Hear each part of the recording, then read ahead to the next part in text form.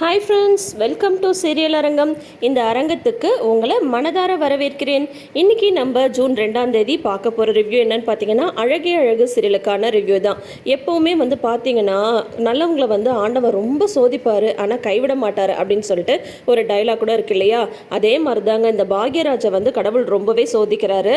மலருக்கு பார்த்தீங்கன்னா, அவர் ஆசையாக வாக்குறுதியெல்லாம் கொடுத்துருக்காங்க. அவங்களோட பர்த்டே விஷயம் எல்லாத்தையும் நிறைவேற்றி வைக்கிறேன் அப்படின்னு சொல்லிட்டு, அதாவது நைட் ட்ரைவ் போகணும், அப்புறம் ஒரு டீ கடையில் டீ சாப்பிடணும், ரொம்ப தூரம் ட்ரைவ் பண்ணணும் அப்படின்ற மாதிரியெல்லாம் அவங்க நிறைய ஆசைலாம் சொல்லியிருக்காங்க. அதெல்லாம் நிறைவேற்றுறேன்னு சொல்லியிருக்காரு பாக்யராஜ். அதே மாதிரி பார்த்தா காலையில் கோயிலுக்கு கூட்டிகிட்டு போயிட்டு வராங்க. அப்புறம் வீட்டில் நடந்த சட்னி சண்டை எல்லாமே தெரியும் இல்லையா? நேற்று நம்ம பார்த்துருப்போம்.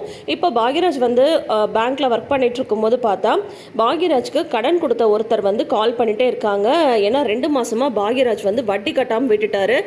தங்கச்சி குழந்தைங்களோட காது குத்து, அதுக்கப்புறம் சுரேஷோட கல்யாணம், அது இதுன்னு ஏகப்பட்ட செலவு. அதனால் அவர் வட்டி கட்டாமல் விட்டார்.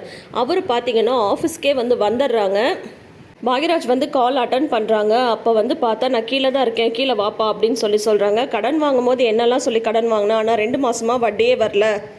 என்னப்பா நீ இப்படி பண்ணுற அப்படின்னு சொல்லும்போது, இல்லை நான் வீட்டில் கொஞ்சம் நிறைய செலவு அப்படின்னு சொல்கிறாங்க. வீடுனா செலவு இருக்க தான் செய்யும், அதை சமாளிக்க தானே கடன் வாங்கினேன். அப்போ அந்த கடனை திருப்பி கட்டணுமா இல்லையா? இதெல்லாம் சரிப்பட்டு வராது, நான் உன்னோட பைக் எடுத்துகிட்டு போகிறேன் அப்படின்றாங்க. பாக்யராஜ்க்கு ஒரே ஷாக் ஆகிடுது. அடுத்த மாதம் கண்டிப்பாக 1ஆம் தேதியே கட்டிடுறேன்னு அப்படின்ற மாதிரி எவ்வளவோ தூரம் கெஞ்சி பார்க்குறாரு. ஆனால் அவர் ஒத்துக்காமல் பாக்யராஜோட வண்டியை எடுத்துகிட்டு போயிடுறாங்க. நீ கடனை திரும்ப கொடுத்துட்டு அதுக்கப்புறம் வண்டி எடுத்துகிட்டு போப்பா அப்படின்றாங்க. என்னதான் இன்க்ரிமெண்ட் வந்தாலுமே, இன்க்ரிமெண்ட் வந்திருக்குன்னு வீட்டில் சொல்லலைன்னா கூட செலவு அப்படியே கழுத்து பிடிக்குது பாக்யராஜுக்கு. அவர் என்ன பண்ணுறதுனே தெரியாமல் மலருக்கு வேற வாக்கு கொடுத்துட்டோமே அப்படின்னு சொல்லிட்டு ஆஃபீஸில் சோகமாக உட்காந்துட்டு இருக்கும்போது கரெக்டாக லோன் அப்ளை பண்ணுறதுக்காக ஒருத்தவங்க வராங்க. இவர் எதையோ யோசிச்சுட்டு உட்காந்துட்டு இருக்காங்க. அதுக்கப்புறம் டியூட்டி ஃபஸ்ட் இல்லையா, அதுக்கப்புறம் டாக்குமெண்ட்ஸ்லாம் வெரிஃபை பண்ணுறாங்க. கொஞ்சம் வெயிட் பண்ணுங்க அப்படின்ற மாதிரி அவங்க கிட்ட சொல்லிட்டு இருக்கும்போதே மலர் கால் பண்ணுறாங்க. மலர் கால் எடுக்கும்போதே பாக்யராஜ்குள்ளார அவ்வளோ எமோஷன்ஸு, ஒரு தர்ம சங்கடம், என்ன பண்ணுறது, மலர்கிட்ட என்ன பதில் சொல்கிறதுன்னு சொல்லிட்டு ரொம்பவே மனுஷன் திணறி போயிடுறாரு. சும்மா சொல்லக்கூடாதுங்க. இந்த கேரக்டர் மலர் கேரக்டர் பண்ணுற அன்ஷிதா ஆகட்டும், பாக்யராஜ் கேரக்டர் பண்ணுறவராகட்டும் ரொம்ப நல்லாவே பண்ணிட்டுருக்காங்க. இந்த சீரியலில் ஒவ்வொருத்தரோட கேரக்டர், ஏன் ஈவன் ராகவன் லக்ஷ்மி கேரக்டர் பண்ணுற அந்த மாமனார் மாமியார் கேரக்டர் பண்ணுறவங்களாகட்டும் எல்லாருமே நிறைவாக பண்ணிட்டுருக்காங்கன்றது என்னோட கருத்து. உங்களுக்கு இந்த சீரியலில் யாரோட கேரக்டர் ரொம்ப பிடிக்குன்றதை மறக்காமல் கமெண்ட் செக்ஷனில் சொல்லுங்கள். மலர் என்ன பாக்யராஜ் காலையில் அவ்வளோ ஒரு உற்சாகமாக இருந்தது வாய்ஸு, இப்போ என்ன வாய்ஸில் ஒரு சொரத்தையே இல்லை அப்படின்னு சொல்லும்போது, அதெல்லாம் ஒன்றும் இல்லை பேங்க்கில் வேலையாக இருக்கல அதான் அப்படின்னு சொல்லும்போது, சரி நீ மறுபடியும் எனக்கு ஒரு ஹாப்பி பர்த்டே சொல்ல அப்படிங்கும்போது இவருமே சொல்கிறாங்க, எனக்கு என்னமோ இன்னைக்கு காலையிலேருந்து கனவுல பறக்கிற மாதிரி இருக்குது, எப்படா நைட் ஆகும், நீ என்னை நைட் ட்ரைவ் கூட்டிகிட்டு போவேன், நான் இவ்வளோ ஆசையாக வெயிட் பண்ணிட்டு இருக்கேன் தெரியுமா அப்படின்ற மாதிரி மலர் சொல்கிறாங்க. நான் வேலையாக இருக்கேன் அப்படின்னு சொல்லிட்டு ஃபோனை வச்சிடுறாரு பாக்யராஜ். மலர் அவ்வளோ ஆசையாக வெயிட் பண்ணிட்டு இருக்காங்க. இந்த பக்கம் பைக்கை எடுத்துகிட்டு போயிட்டாங்க. வீட்டில் போய் என்ன பதில் சொல்கிறது, எப்படி சமாளிக்கிறதுன்னு ஒன்றும் புரியல.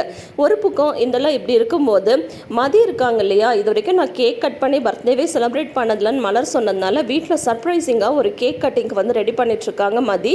ரேவதி கிட்டையும் சொல்லிட்டாங்க, ஸ்ருதி கிட்டையும் சொல்லிட்டாங்க.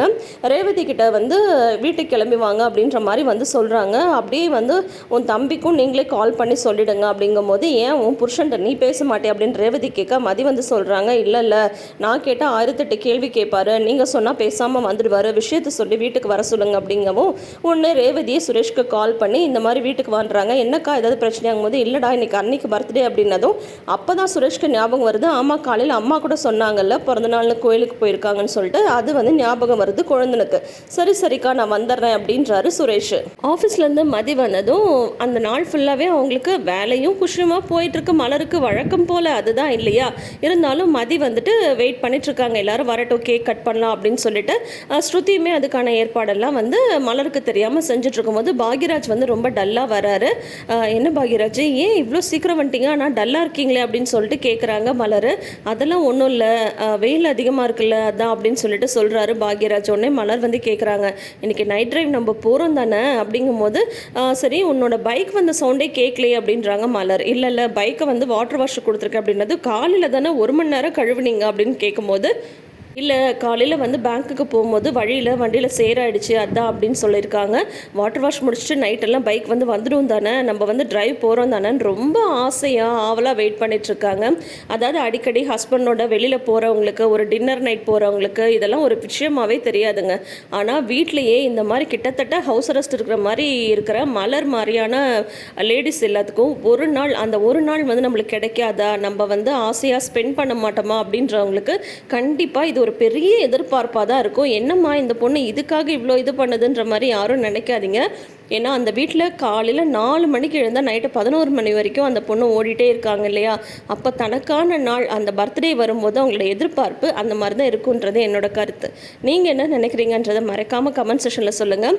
பாக்யராஜ் மலரை வந்துட்டு நைட் டிரைவ் கூட்டிகிட்டு போவாரா, இல்லை உண்மையை வந்து சொல்லுவாரா, இல்லை சுரேஷும் மதியம் அதுக்கு ஏதாவது ஹெல்ப் பண்ணுவாங்களா? ஏன்னா சுரேஷ்டையும் பைக் இருக்குது இல்லையா, அதில் கூட அண்ணையும் அனுப்பி வைக்கலாம்ல.